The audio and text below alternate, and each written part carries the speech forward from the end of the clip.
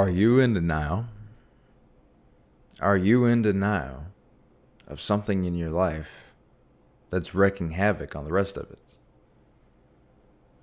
Are you denying to yourself more than anybody else that an action that you consistently choose to have is leaving a overall negative impact on your life and causing a disruption in different areas?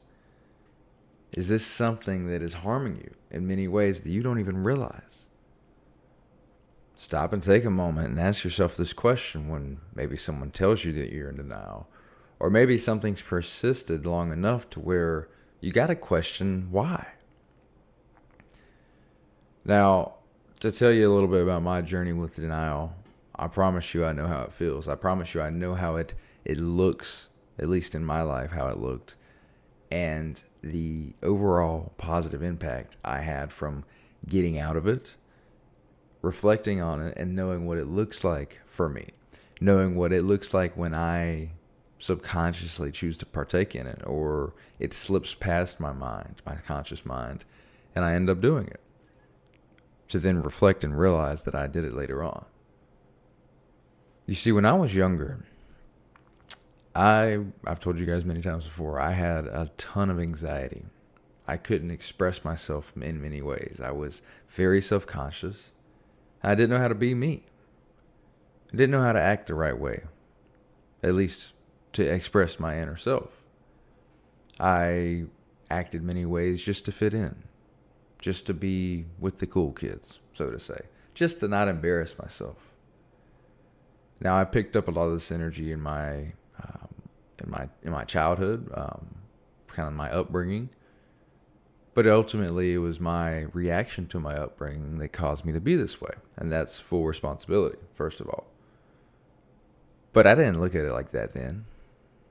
I didn't look at it like that when I was just a child or a kid or a teenager or a young adult.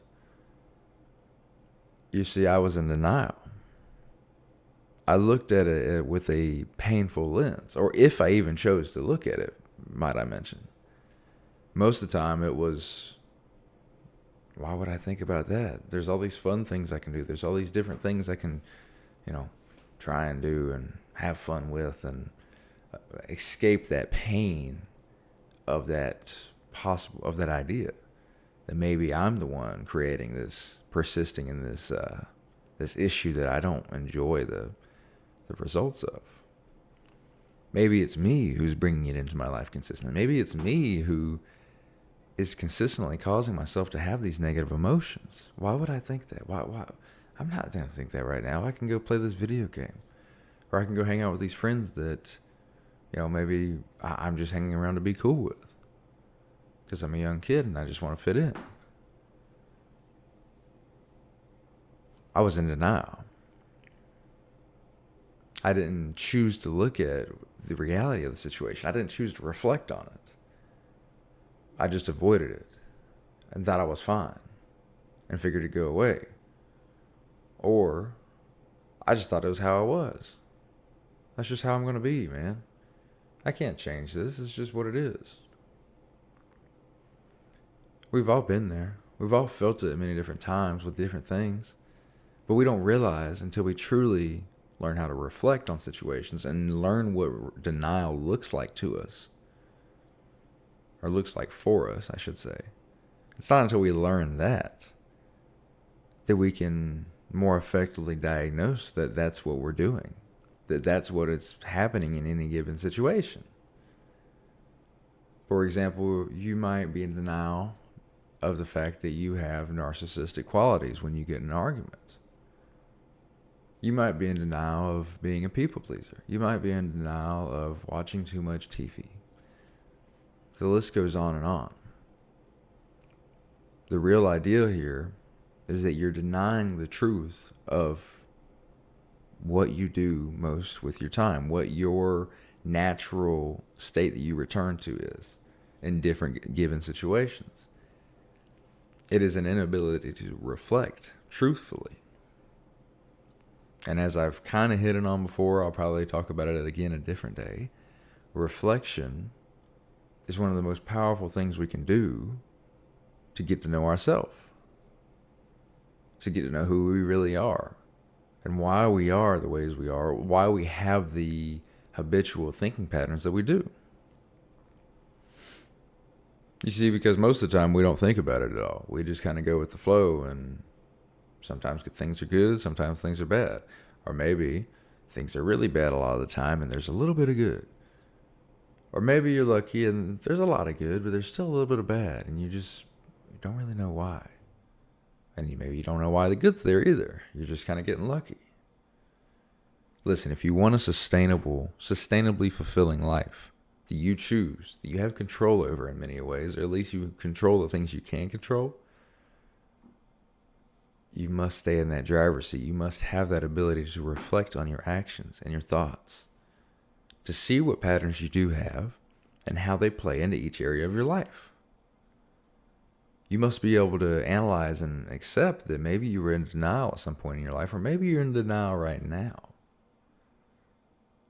And that denial is preventing you from leveling up and being an individual of a different strength or a different caliber, or allowing you to see a different side of life that you've been searching for so long. But it's you who prevents you from seeing it. This self-awareness that we're talking about here, this level of understanding of the self and who we are and the patterns we have, this isn't an easy skill to build. Hopefully, as we all develop as individuals and as a society and as a collective conscious, we'll do better to teach our kids this, to teach our young ones and loved ones and different people, younger people, this awareness, this understanding of the self, this ability to take a step back, go to 10,000 feet and look at what the hell is actually going on. Because for so long, society lived in survival up until about 50, 80 years ago, especially the past 20 years, That's really when it has become little to no existence of survivability, at least in America, for most people.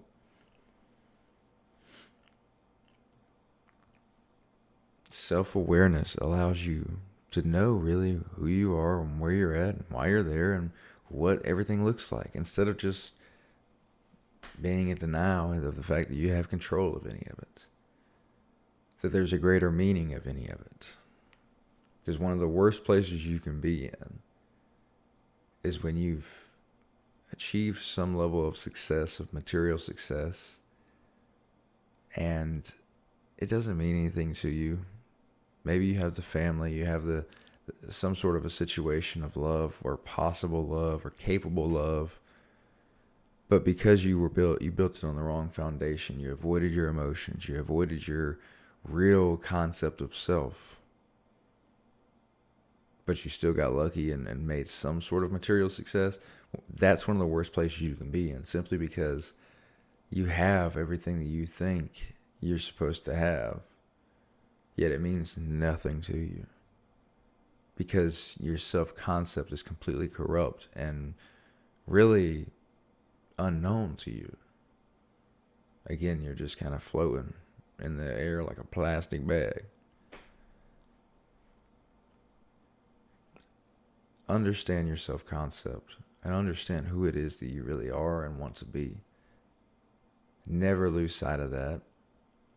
Always have the skills to reflect and beat down whatever negative pattern it is inside of you that might manifest from any given situation and your reaction to it. I love you guys. Go have an amazing day. Go kill your dreams. Chase your dreams. Crush your day. Do whatever it is you need to do to be you and express yourself rightfully. I love you guys. Let's go.